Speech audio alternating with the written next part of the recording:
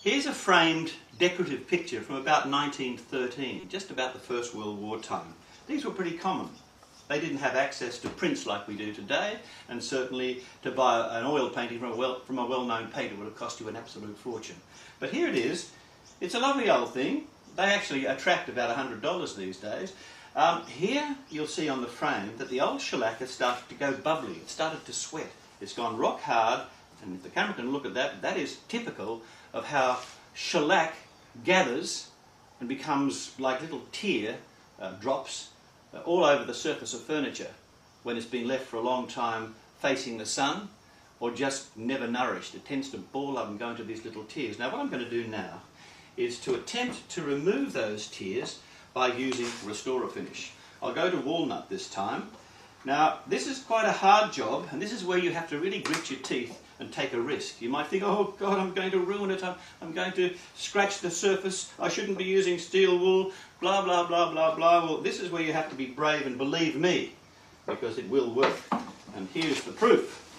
The camera can get to that. I'm going to just start blending this away, and as I work with the steel wool, you will see those little tears simply come together in a moment or two. I'm using a fair amount of the Restore-A-Finish, and as I rub away, it just starts to blend.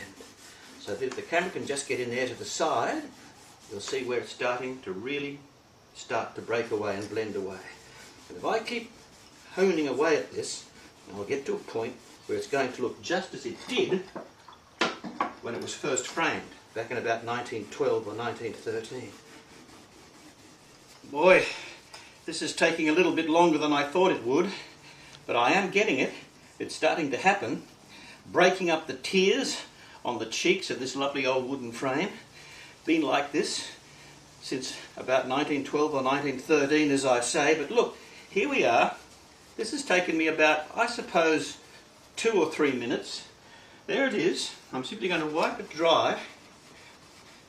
And then the camera can come up here where the tears are, the way it used to be, and then go down to where I've just cleaned it up. Now I've done that on camera in a fast fashion, but just imagine what you can do if you take a little bit of time. What I'm going to do, of course, after this, is to apply some more of the wonderful feed-in wax, put it on, like so, rub it onto the gold as well. Look what it does to the gold. Allow it to dry for 20 minutes. Remember that, it's important, but I'll wipe it off now anyway. And now I'll let the camera come in and have a look. Look what we've achieved. Wonderful, wonderful old frame back to life again.